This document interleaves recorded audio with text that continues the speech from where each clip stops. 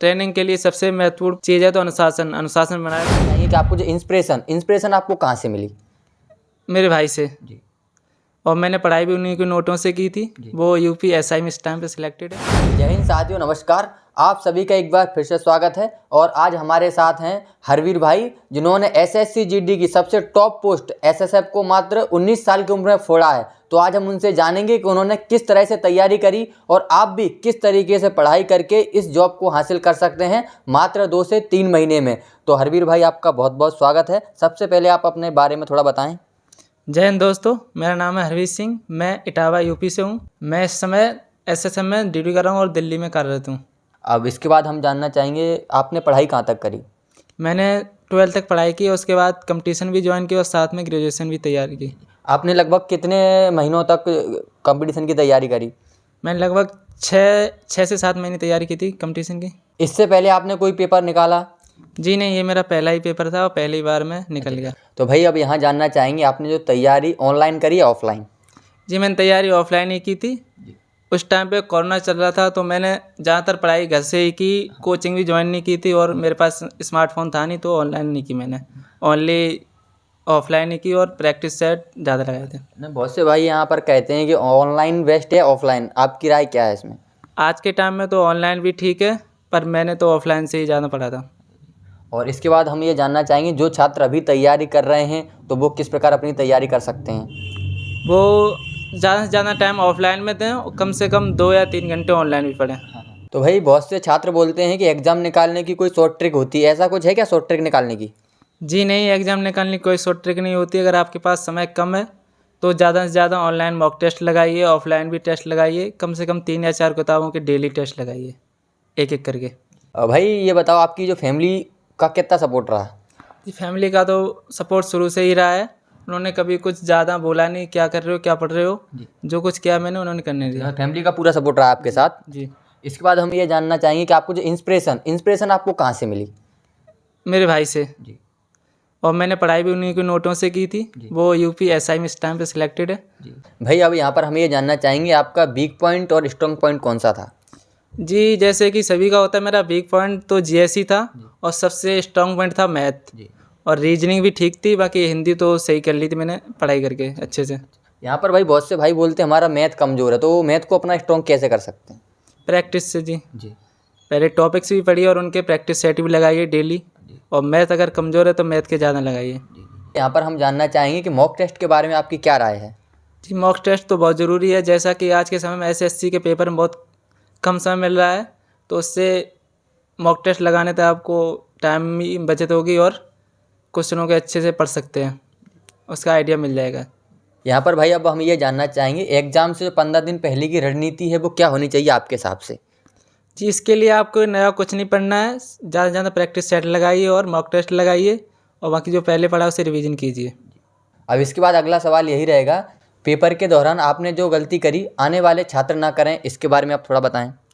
जी, उसके लिए आपको पेपर में सबसे पहले जो आपका स्ट्रॉन्ग सब्जेक्ट है उसे पहले लगाइए, जिससे आपको मोटिवेशन मिलेगा। और प्रैक्टिस इतनी कीजिए कि पेपर को 50 मिनट में हल कर सकें, जिससे आपके पास 10 मिनट बचे उसके लिए रीचेक कर सको पेपर को। भाई इसके बाद हम जानना चाहेंगे, आपका जो पढ़ाई का शेड्यूल था कितने घंटे रहता था? जी, सबसे पहले मैं सुबह उठकर 2 से 3 घंटे पढ़ाई करता था। उसके बाद दोपहर में मॉक टेस्ट लगाता था और शाम को रिवीजन। भाई जैसा कि अब एग्ज़ाम बहुत जल्दी करीब आ गए हैं, तो आपके हिसाब से कितने घंटे एक विद्यार्थी को पढ़ाई करनी चाहिए? जी, उसके लिए आपको तो मिनिमम में 8 से 10 घंटे पढ़ना होगा और प्रैक्टिस भी करनी होगी साथ में।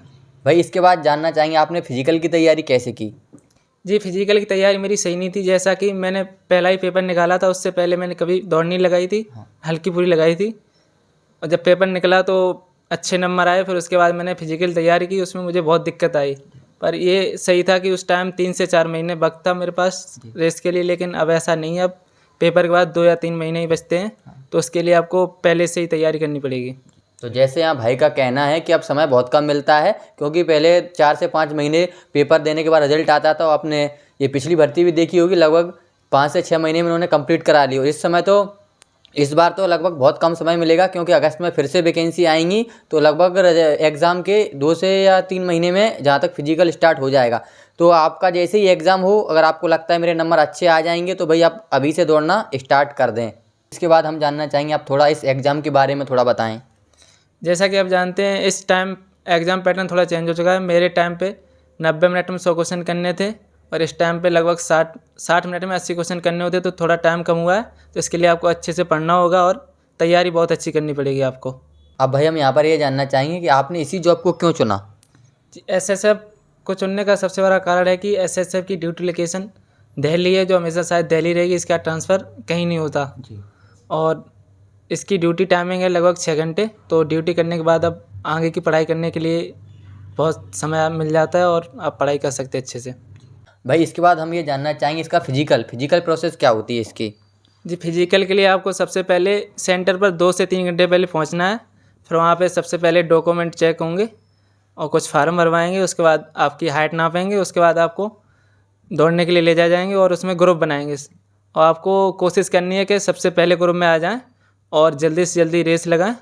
और उसके बाद आपको अंदर मेजरमेंट के लिए ले जाएगा, तो वहाँ पे चेस्ट और हाइट दोबारा नापी जाएगी। इसके बाद भाई हम ये जानना चाहेंगे कि फिजिकल के दौरान कौन कौन सी गलतियाँ नहीं करनी चाहिए। जी, उसके लिए आपको सबसे पहले दौड़ लगाने से पहले किसी भी नशीले पदार्थ का सेवन नहीं करना है और दौड़ लगाते टाइम जब तक आपको आदेश ना मिले उससे पहले आपको नहीं दौड़ना है। तो यहाँ पर जैसा कि भाई का कहना है कि जब वो 1 2 3 बोलेंगे तभी दौड़ना है। जी, हाँ, बिल्कुल। क्योंकि बता रहे हैं इनके साथ में किसी ने गलती कर दी थी, उन्होंने 1 बोला था और वो भाग गया था।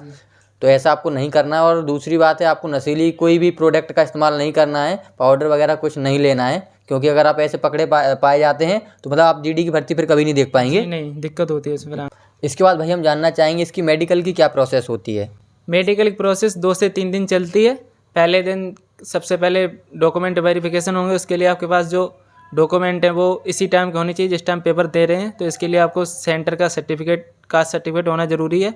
मेडिकल के लिए अगर आपके शरीर में कोई टैटू है तो अभी उसे मिटवा लें, उससे ज़्यादा दिक्कत होगी। और शरीर को सही रखें। भाई अब यहाँ पर हम ये जानना चाहेंगे आपकी ट्रेनिंग का सफ़र कैसा रहा।